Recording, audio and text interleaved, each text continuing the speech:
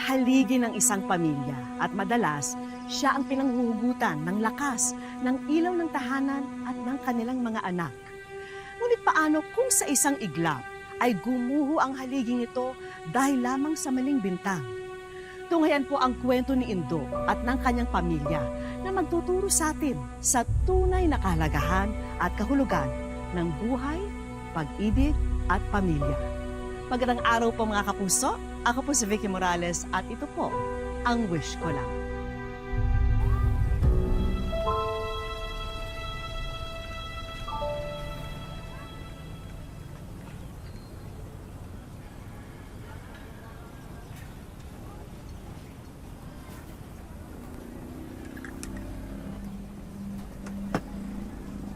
Sino yan? Mahal?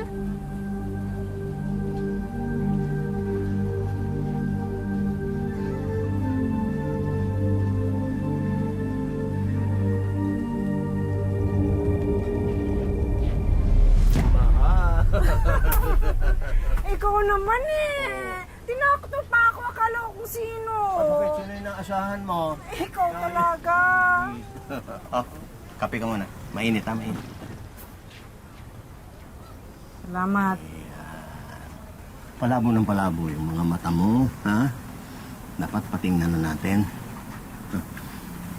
Ay, hayaan mo. Susunod na anihan, pag kumita ako, uunahin natin yan. Ha? Huwag mo na akong isipin. Gastos pa kung Ay. magpapatingin pa ako sa doktor. Ayaw mo ba nun? Mas gwapo ka sa paningin ko kapag malabo ang mata ko. Oo, para sinabi mo, pangit ako. Ah. Hindi! Ano ka ba? Magkakaanak ba ako sa iyo ng marami? 3. Kung pangit ka sa paningin ko, Mga anak natin. Ay. Hindi ko kayang buhayin.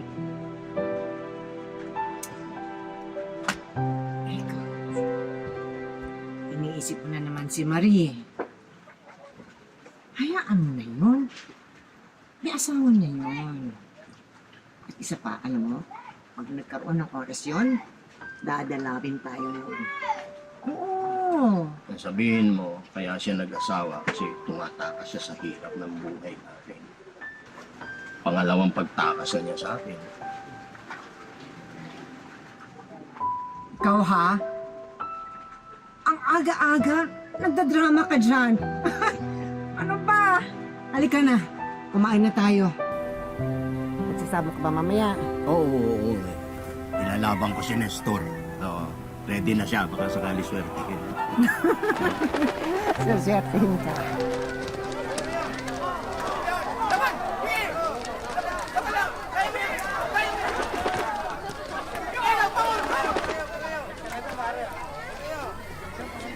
Oh, tapos na laban. Tapos na laban, tayo. Oh, Indo, tapos na laban. Bayad.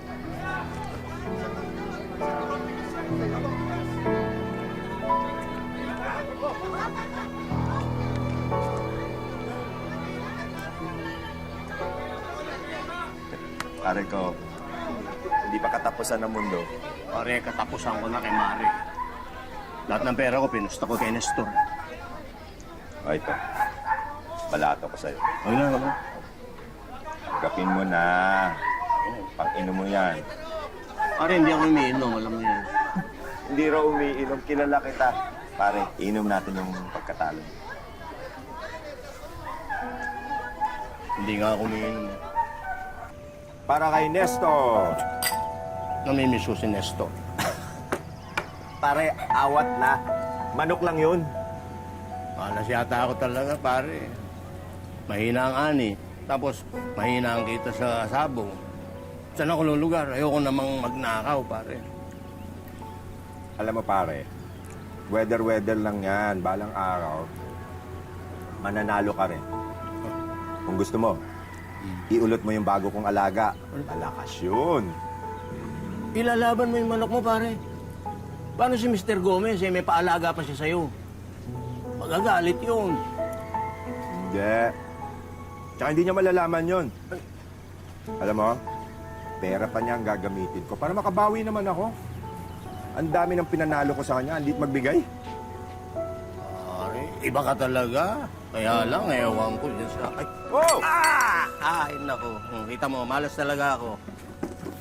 Kita mo? Sabi ko na malas. Baso lang, minalas pa ako. Ingat ka, pare. Ilagay ko muna dito. Andali. Kuha ko ng baso. Nay, si tatay po nagiinom mo. Indo, mahal!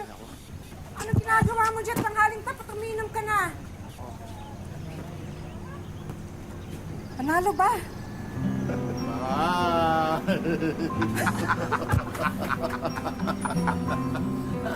Taring bebe! Nakakailang ka na, ha? Ikaw pala yan, Oscar. Nakapasensya ka na. Mag-ahit nga ang isa sa inyo. Nakakalito na kayo. Daig na pang magkambal. Oo nga eh. Anak, ipasok na yan sa loob. Alam mo, mahal, nagdududa na nga ako eh. Itong pare ko, parang kapatid ko sa labas eh. Hindi lang pinapasok ng nanay ko sa loob. Ano? Panalo ba?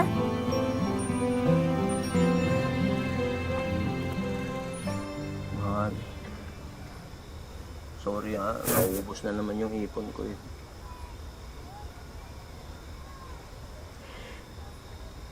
Tignan mo na kasi yung pagsasabong mo. Hindi ka man laging panalo sa kahit anong klase ng sugal. Eh, alam mo naman, gusto ko mabilis yung pag-iipon ko ng pera. Wala akong ibang gusto kundi maiahon kayo agad sa kahirapan natin. Eh, hindi naman namamadali ang lahat ng bagay.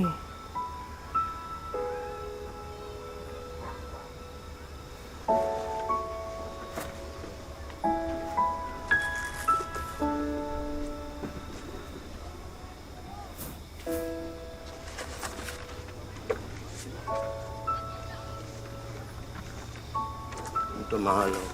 Nakita mo? Matagal ko nang gustong ibigay sa inyo yan. Ayaw ko namang mamatay na hindi ko natutupad yung pangarap kong yan para sa inyo.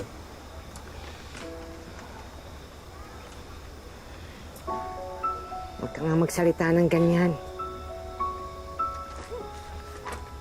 Tutupad to.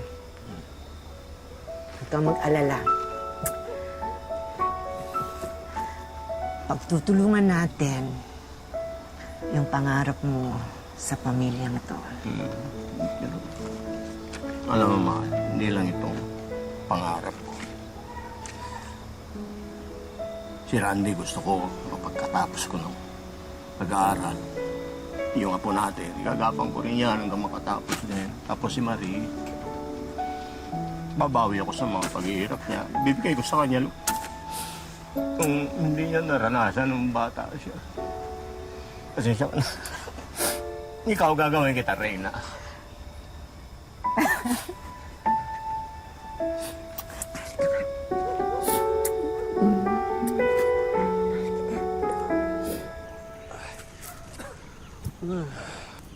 Anak, kuha mo ako ng tubig sa loob. Makainom. Yan ang sinasabi ko sa inyo, tay. Oh. Kung ako na lang pumunta sa palayan, edi hindi na kayo napagod. Anak, nauhaw lang ako. Hindi ako napagod. Kaya ko pa magsaka. Malakas pa ako. Gusto mo buhatin pa kita eh. Nako po. Sige po, tay. Kuha po ako tubig.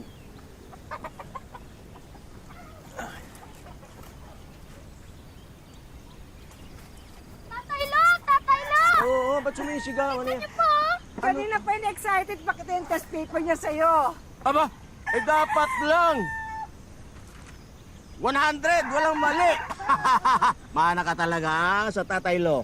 Ala. Ako po ang pinakamataas sa amin, Tatay Lo. Pinakamataas. Ang galing. Pagdating po ni Nanay, papakita ko po yan sa kanya. Teka po, kailan po ba dadating si Nanay? Ay, dahil perfect ka, mamamasyal tayo. Ah, gusto mo yan? O sige, sige, magbis ka na sa loob. Lista. Tapos ka ng pawis mo. Dalang tayo kay Aling Maring. Paklukuhan natin. Si Aling Maring, nandyan? Nasa loob po. Aling Maring!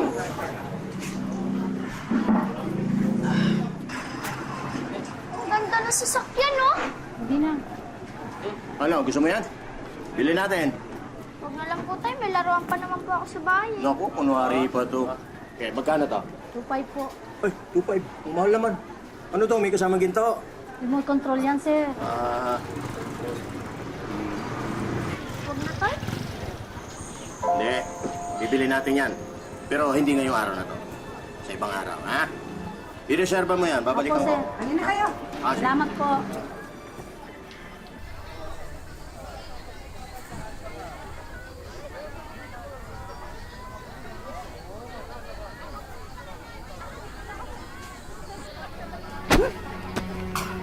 Babalik mo ba ang pera ni boss? Hindi. Babalik mo ba ang pera ni boss? Hindi.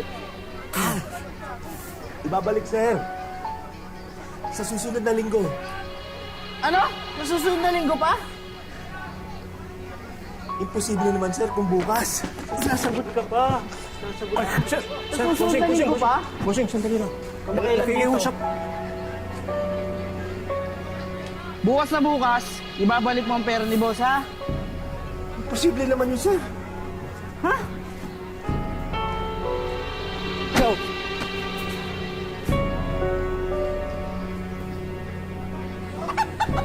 Pare, tama na yan. Huwag mo nang intindihin yun. Yabang nila. Kala mo kung sino. Eh, bakit kasi hindi mo na lang puntahan si Mr. Gomez? Makiusap ka. Mag-sorry ka doon sa nagalaw mong pera. Indo, hindi makikinig yung swapang na matandang yun. Eh, wala ka namang ibang magagawa kundi makiusap eh. Ang laking pera nung ginalaw mo, pare. Ikaw naman kasi, bakit ka nagpatukso doon eh? Hindi ka nag-iingat. Kaibigan ba kita? Pare, hindi ko kailangan ng pangaral mo. Pera, ang kailangan ko pera. Eh, wala naman tayong pera. Kaya nga, pinapangaralan kita, pinapayuhan kita, puntahan mo si Mr. Gomez, makiusap ka ng dagdag na palugit. Pare, malalakas yung mga yan, di mo kaya yung mga yan. Magpakumbaba ka na lang.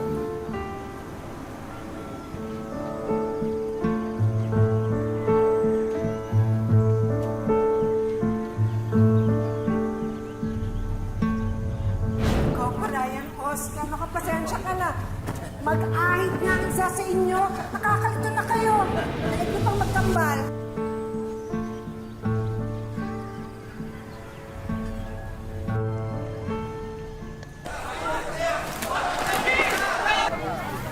Hanip tayo. Tublado. Ang premyo natin ngayon. Kita mo na, yung 4,000 inutang ko, 8,000 ngayon. Paano ba yan?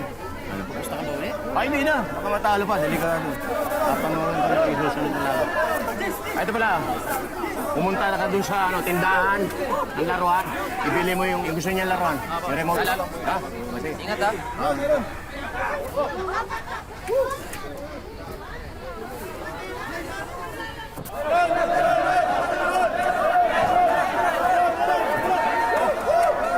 Pare! Ay, Ere! Asa yung kakambal ko, Mr. Suave? Ate, Nakausap mo si Mr. Gomez? ayos na. Oo. Lahat makukuha sa mabuting patong sa mga.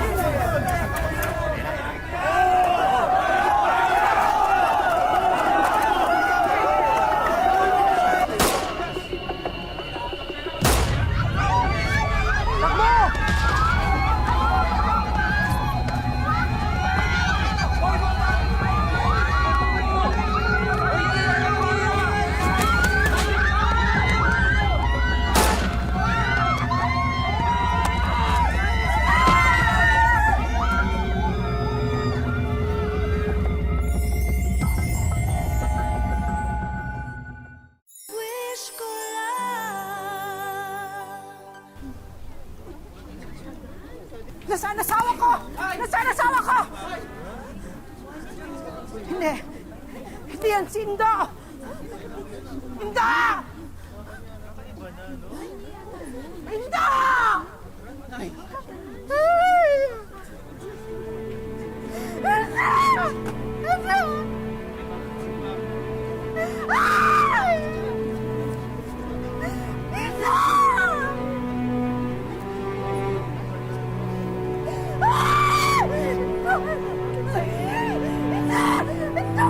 dito!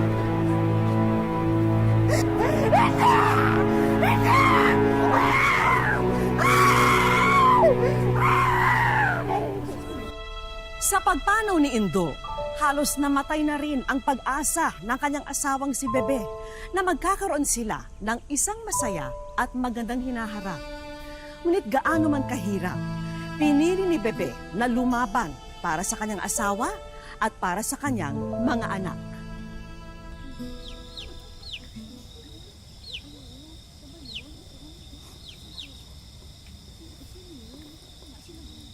Ikaw yung lakas ko! Ang sakit! Mahal ko! Parang... Ay! Ay!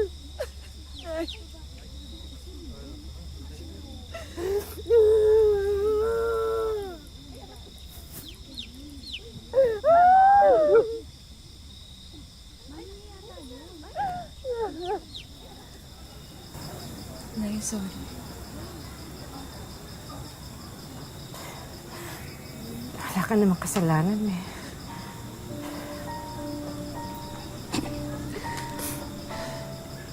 Sorry kasi ngayon lang ako nakadalaw. Bala ko sanang sorpresahin kayo sa susunod na linggo. Kaso, yan nangyari. Alam mo, walang araw na hindi ka inisip ng tatay mo.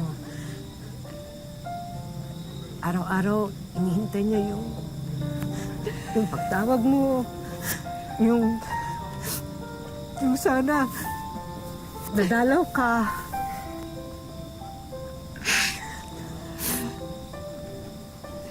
Galit pa po ba siya sa akin?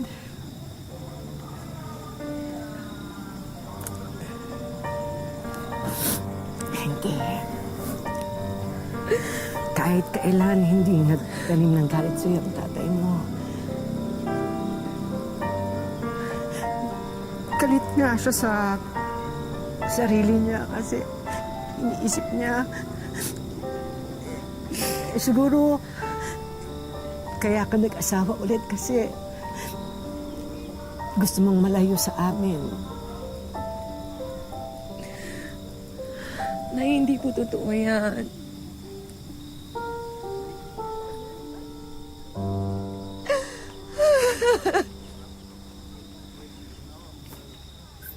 Nagpapaabot ko.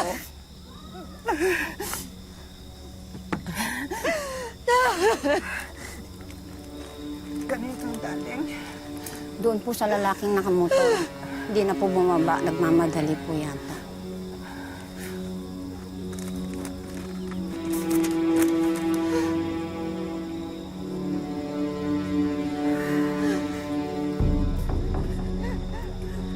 Nasaan ka? Lumabas ka! Pinatay asawa ko! Nasaan ka? Hindi ko kailangan ng pera mo. Ay, katarungan! Katarungan ang kailangan mo! Ay! Ay! Lumabas ka dyan! Lumabas ka dyan! Lumabas ka!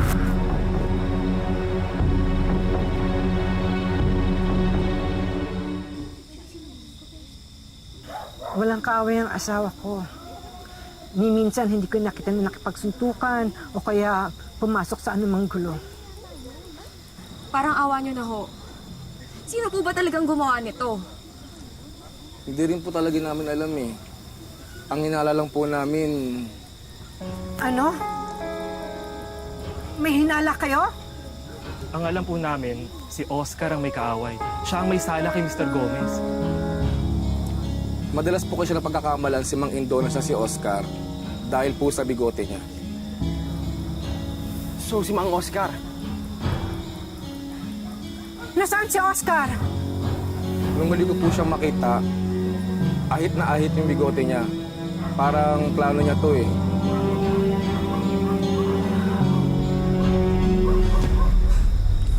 magkape po muna kayo. Salamat po. Salamat. Magkape muna kayo. Iabot na lang.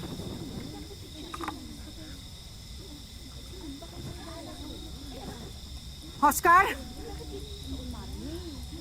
Oscar! Oscar! Hayop ka! Hayop ka! Hayop ka! Bakit mo pinatay kaibigan mo? Bakit mo pinatay kasama ko? Hayop ka! Hindi ko bakit!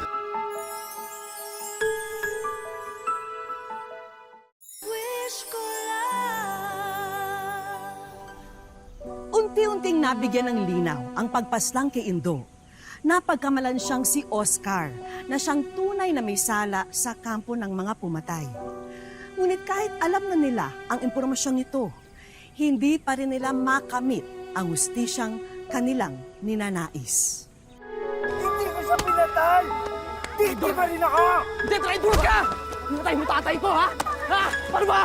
Dati tama na! Sinungaling ka! Natakot ako! Hindi ko sinasadya! Hindi ko alam na aabot sa ganito! Walang niya ka! Alam mo na pwedeng pagkamalanin ko si Indo! Para ano? Anong ginawa mo? Hinayaan siyang mamatay, bakit? Para pagtakpan lahat ng kasinungalingan mo! Lahat ng atraso mo! Sinungaling ka! Hayop ka! Hayop ka! Kuya Oscar, kilala mo ba kung sino yung pumatay sa tatay namin? Kahit yun lang, tulungan mo naman kami mahuli sila! No! Sagutin mo! Sino?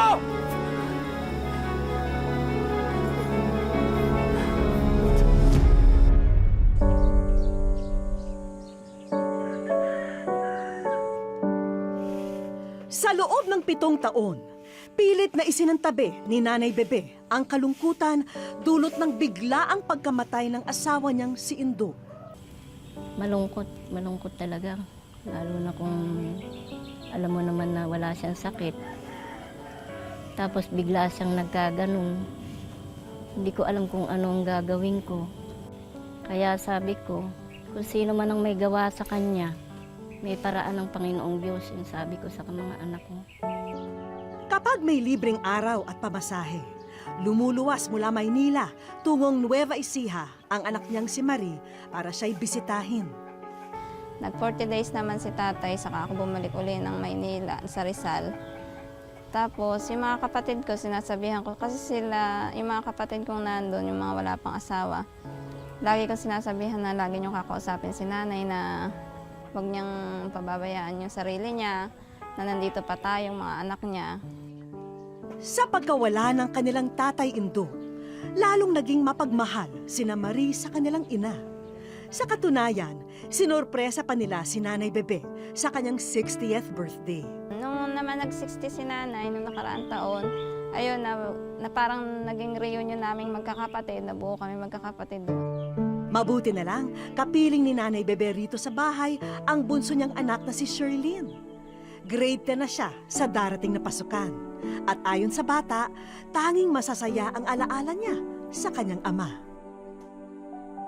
Isa po siya sa naging inspirasyon ko para makayari ng pag-aaral. Kasi po, ang hirap po ng walang tatay. Para masuportahan ang mga pangangailangan ng pamilya, ang anak ni Nanay Bebe na si Randy ang katuwang niya ngayon sa hanap buhay. Saka itong anak kong si Randy, nagkikiskis ng bigas. Bali, alaga nung anak kong binata. Nag-aalaga rin ako ng mga Tagalog na manok para merong minsan na ibebenta. Bukod pa rito, abala rin si Nanay Bebe sa paglalako ng accessories at mga damit. Sabi ng mga anak ko, kung gusto ko daw, sila Marie. Ayaw ko naman kasi may mga anak pa akong, hindi ko ka kung pwedeng mag-stay dito kasi mga kapatid nyo walang susubaybay. Mas pipiliin daw ni Nanay na mamuhay rito. Sabi ko sa kanya, dito kami iniwan ng asawa ko, ama ng mga anak ko. Dito na rin ako, sa huling hininga ko, hindi na ako aalis dito. Ayon kay Marie, ilang taon na raw iniinda ni Nanay Bebe ang kondisyon ng kanyang mga mata. Pinadoktor ako, kumuntik na palang na infeksyon. Madalas nagluluha. Kaya sinamahan namin sila rito sa eye center para mapasuri at magpakonsulta sa doktor. Ayon kay Doc, hindi naman ganun kalala ang kondisyon ng mga mata ni Nanay Bebe. Yung kondisyon ni nanay, ang tawag po namin doon is dry eye syndrome po or dysfunctional tear syndrome.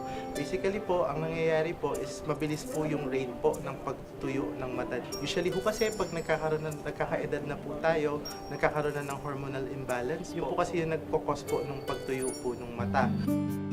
Tila mas napanatag ang kalooban ng mag-ina sa findings ni Doc. Nilubos na rin namin ang pagkakataong ito para mapacheck din ang paningin ni Nanay sa pamamagitan ng Snellen eye test. Pero lalo atang naluha sina Nanay Bebe at Marie sa kanilang nakita. Ano kaya ito?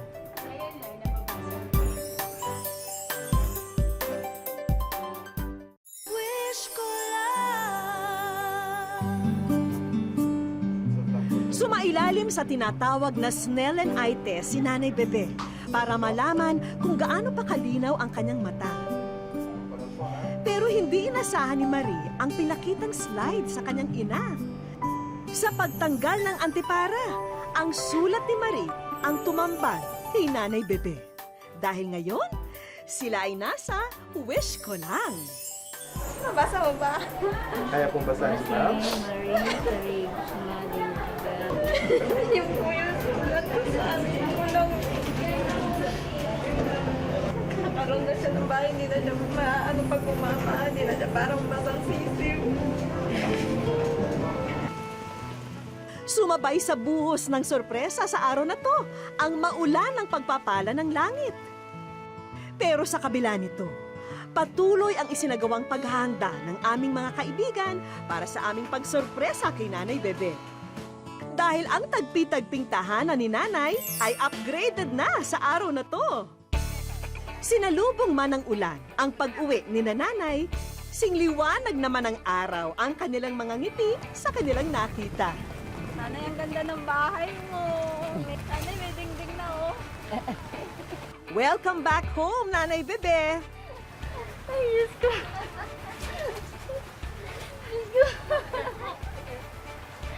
Ay, naku, parang hindi ako makakaniwala.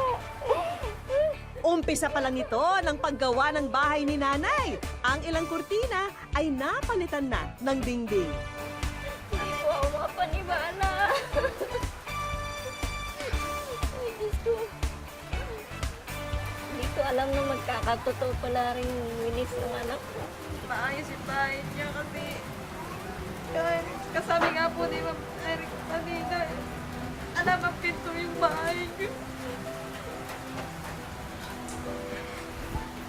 Ngayon nakasilog na yung bahay niya, may pinto na.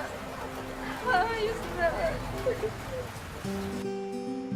May bonus na regalo rin po rito, ang Nanay Bebe's Bigasan na dagdag kabuhayan para sa inyong pamilya. Maraming salamat po.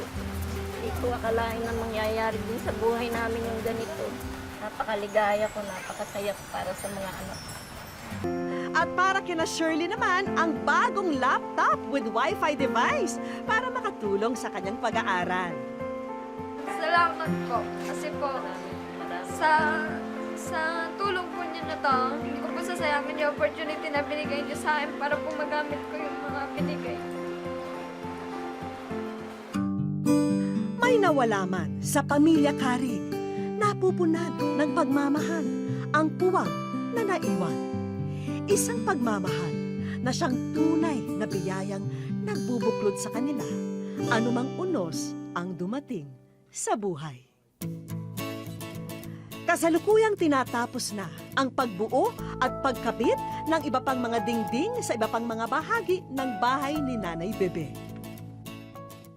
Nagkasala man ang isang tao, ang pagbawi sa buhay bilang pagganti ay hindi dapat mangyari. Dahil kailanmay hindi matutumbasan ng salapi ang halaga ng isang buhay. Hanggang sa susunod na Sabado mga kapuso, ako po muli si Vicky Morales at ito po ang Wish Ko Lang.